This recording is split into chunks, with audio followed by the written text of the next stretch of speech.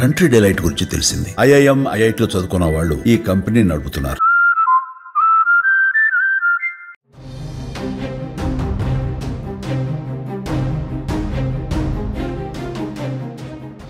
AP deputy CM Pawan Kalyan పైన criminal case. షాకింగ్గా ఉన్న కేసు నమోదైంది. ఎవరు ఊహించినటువంటి విధంగా పవన్ కళ్యాణ్ పైన ఈ యొక్క సాహసం చేసింది పక్క రాష్ట్రం తమిళనాడు. తమిళనాడులోని అన్నానగర్ పోలీస్ స్టేషన్లో పవన్ కళ్యాణ్ పైన క్రిమినల్ కేసు నమోదైంది. గత నెల పవన్ తమిళనాడు మదురైలో నిర్వహించిన మురుగ భక్తర్గల్ మహానాడులో పాల్గొన్న విషయం తెలిసిందే.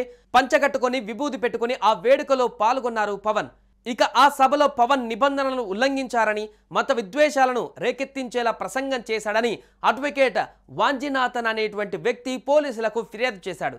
దీంతో పోలీసులు పవన్ కళ్యాణ్ పైన 196, 299, 302 అండ్ 353 సెక్షన్ల కింద క్రిమినల్ కేసులను నమోదు చేశారు. మతం, ప్రాంతం ఆధారంగా విద్వేషాన్ని రెచ్చగొట్టేందుకు పవన్ ప్రయత్నించాడని, ఆయనతో పాటు అన్నామలైపై కూడా కేసు నమోదు చేశారు.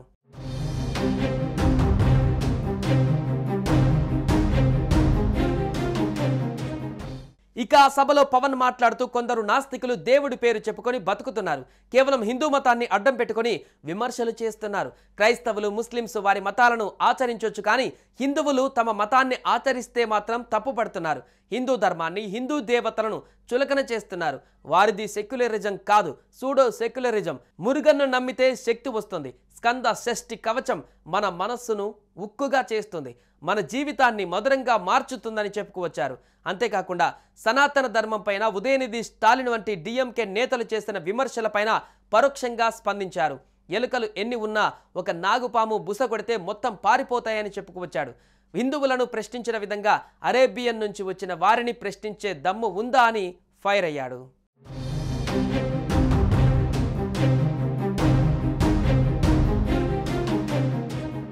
ఇక పవన్ వ్యాఖ్యలు తమిళనాడులో ప్రభంజనం సృష్టించాయి. రాజకీయ నాయకులు, నటులు పవన్ పైన విమర్శలు గుప్పించారు. నటుడు సత్యరాజ్ అయితే పవన్ పైన మండిపడ్డాడు. దేవుడితో రాజకీయాలు చేయవద్దని వార్నింగ్ కూడా ఇచ్చాడు. దేవుడి పేరుతో రాజకీయాలు చేయాలనుకుంటే ఊరుకోం. పెరియార్ సిద్ధాంతాలను నమ్మిన తమిళ ప్రజలను ఎవరు మోసం చేయలేరు అంటూ కట్టప్ప చెప్పుకోవచ్చాడు. ఇక సత్యరాజు మాత్రమే కాకుండా మంత్రులు కూడా ఫైర్ అయ్యారు.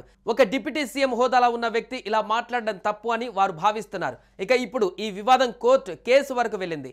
మరి పవన్ దీనిపైన ఎలా వివరణ ఇస్తారో చూడాలి.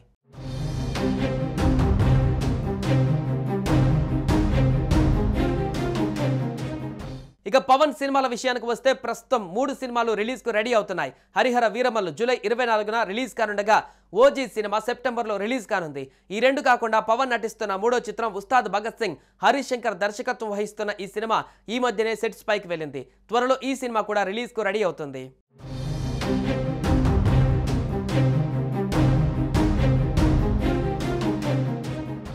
సుమన్ టీవీలో మీ పర్సనల్ అండ్ బిజినెస్ ప్రమోషన్స్ కోసం కింది నెంబర్కి కాంటాక్ట్ చేయండి.